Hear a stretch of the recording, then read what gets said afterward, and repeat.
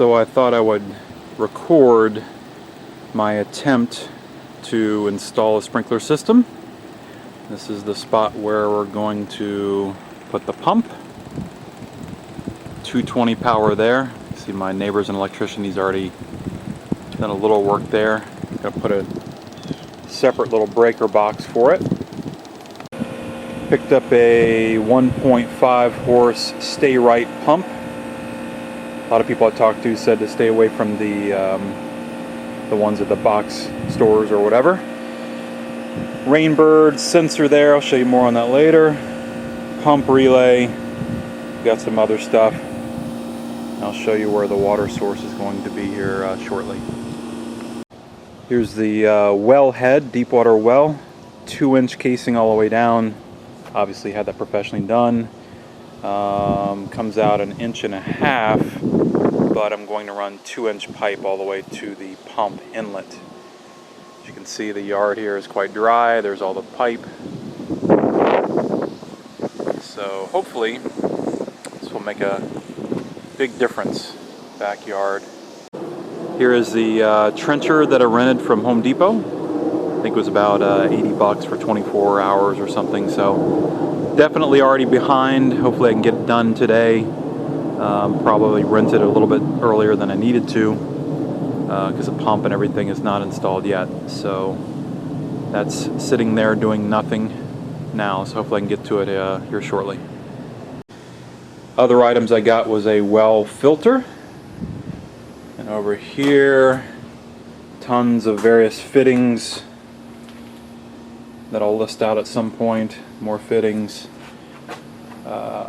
All K-Rain sprinkler heads, a lot of pop-ups, and then those are going to be for the backyard. Some more fittings. Check valve for the inlet from the well head to the pump, so that it keeps suction on the water, and a bunch of other fittings there. So that's pretty much it as far as the equipment goes. So there's all the pipe I had delivered, 20-foot long pipe, 2 inches from the wellhead to the pump. So the wellhead is there to give you perspective. We're going to run along there over to just beyond that shed. So it's something like 60 feet of pipe. And 1.25 inches will be all the main lines. And then we'll break out to 1 inch to each sprinkler head. So used irrigationtutorials.com to do a lot of my calculations and stuff like that, and as far as I can tell, it should be spot on and have plenty of overhead for this system. So hopefully it'll work, and I calced everything properly.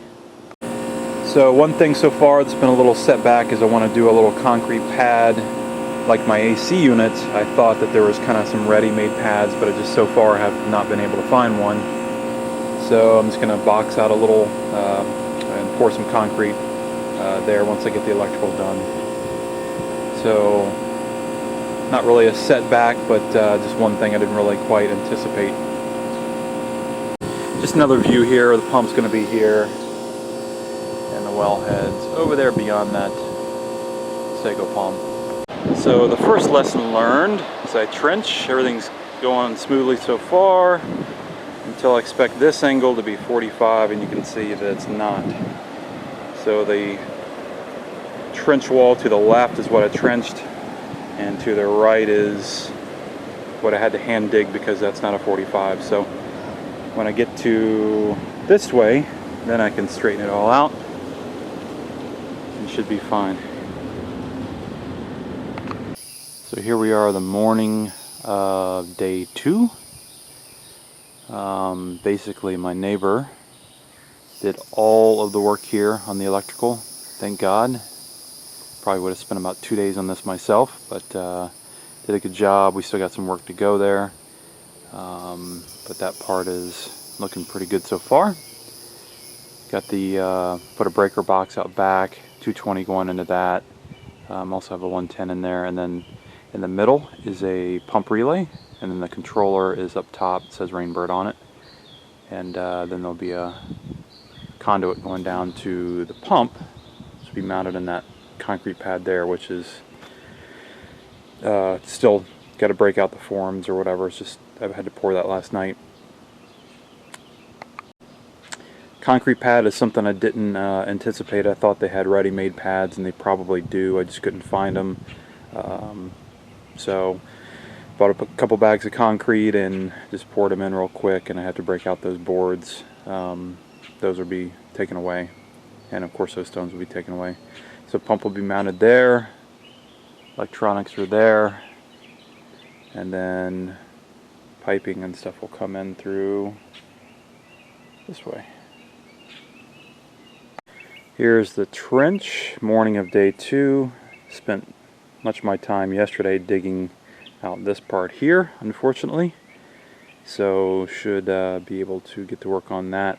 I also found a 22-degree angle instead of that 45 that may work and could have possibly saved me all this digging. So I will find out here in a few minutes.